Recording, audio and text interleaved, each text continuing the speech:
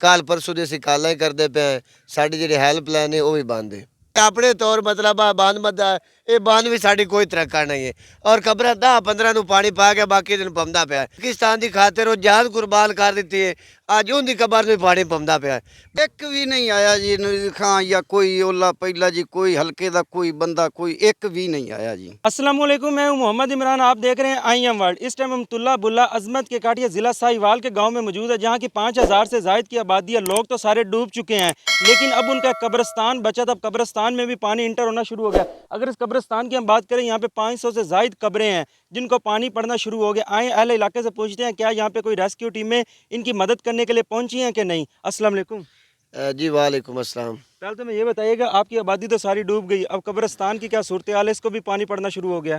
आबादी भी जी बुड़ गई है ਤੇ ਜਿਹੜੀ ਫਸਲਾਂ ਹਨ ਉਹ ਵੀ ਤਬਾਹ ਹੋ ਗਈਆਂ ਹਨ ਤੇ ਬੱਚੇ ਵੀ ਕੇ ਵਿੱਚ ਜਿਹੜਾ ਦਾ ਮਤਲਬ ਬੁੱਢੇ ਪੈਣ। ਬਾਕੀ ਰਹਿ ਗਏ ਸਾਡੇ ਮੁਰਦੇ, ਉਹਨਾਂ ਨੂੰ ਮਤਲਬ ਆ ਜਿਹੜੀ ਕਬਰਾਂ ਹਨ ਇਹਨਾਂ ਨੂੰ ਪਾਣੀ ਪਾਇਆ ਗਿਆ ਜੀ। ਸਾਡੇ ਕੋਲ ਹਕੂਮਤ ਵਾਲਾ ਕੋਈ ਬੰਦਾ ਨਹੀਂ ਆਇਆ ਜੀ। ਕੱਲ ਪਰਸੋਂ ਦੇ ਅਸੀਂ ਕਾਲਾਂ ਹੀ ਕਰਦੇ ਪਏ। ਸਾਡੀ ਜਿਹੜੀ ਹੈਲਪਲਾਈਨ ਹੈ ਉਹ ਵੀ ਬੰਦ ਹੈ। इस टाइम वज़ीर आला पंजाब ने हाई अलर्ट किया हुआ कि MPMA ने हल्के में रहें, आके काम करवाएं, लोगों को रेस्क्यू करवाएं। क्या आपके MPMA ने आपसे कोई रब्ता नहीं किया? एक भी नहीं आया जी खां या कोई ओला पहला जी, कोई हल्के का कोई बंदा, कोई एक भी नहीं आया जी। आप लोगों को रेस्क्यू करने के लिए, घरों से निकालने के लिए भी कोई नहीं आया? कोई भी नहीं आया जी। कोई कोई मेरा हेल्प होती है या कुछ भी होता, कुछ भी नहीं आया जी। अब आप लोगों का कब्रिस्तान डूब रहा है, इसके ऊपर आप क्या कहेंगे? कब्रिस्तान है गवर्नमेंट को गले के ना MPN MN भाई वो इत्थे आके ते इंदा कुछ हाँ को करें शरेन को ये तो बानशन बनावन आके। अच्छा, ये कब्रें तो डूब गई हैं। अब आप लोगों के गांव के अपने जाती ट्रैक्टर या मशीनरी ਟਰੈਕਟਰ ਜਿਹੜੇ ਨੇ ਟਰੈਕਟਰ ਵਿੱਚ ਬੋੜ ਗਿਆ, ਟਰੈਕਟਰ ਲਾਇਆ ਵੀ ਤੇ ਟਰੈਕਟਰ ਵਿੱਚ ਹੀ ਠਾਂ ਲਾ ਜਸਣ। ਬਾਕੀ ਜਿਹੜਾ ਸਾਡਾ ਜਵਾਨ ਹੈ, ਅੱਜ ਦੁੱਖ ਦੀ ਗੱਲ ਇਹ ਹੈ ਕਿ ਜਿਹੜਾ ਮੁਲਕ ਦੀ ਖਾਤਰ ਸ਼ਹੀਦ ਹੋ ਗਿਆ ਹਵਾਲਦਾਰ ਕੁਰਬਾਨ ਅਲੀ ਤੁਲਾ, ਉਹਦੀ ਜਿਹੜੀ ਹੈ ਜੀ ਕਬਰ ਮੁਬਾਰਕ ਉਹਨੂੰ ਜੀ ਪਾਣੀ ਪਾਉਂਦਾ ਪਿਆ। ਇੱਕ ਕਰੇ ਦਾ ਫਸਲਾ ਲੱਗ ਗਿਆ।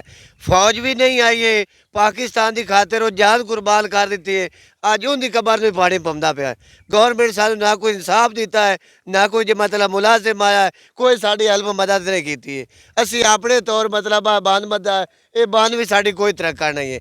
ਔਰ ਕਬਰਾਂ 10-15 ਨੂੰ ਪਾਣੀ ਪਾ ਕੇ ਬਾਕੀ ਦਿਨ ਪਾਉਂਦਾ ਪਿਆ। ਇੱਕ ਬੰਦਾ ਮੁਲਕ ਦੀ ਖਾਤਰ ਜਾਨ ਕੁਰਬਾਨ ਕਰਦਾ ਹੈ, ਉਹਦੀ ਖਾਤਰ जनाब एक करैन नहीं आई तो सरकारी वेख लो जी आ सूरत हाल है।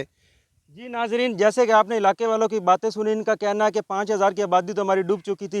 ना हमारे से इंतजामिया ने खाने का पूछा, ना पीने का पूछा, ना हमें रेस्क्यू करने के लिए पहुंचे।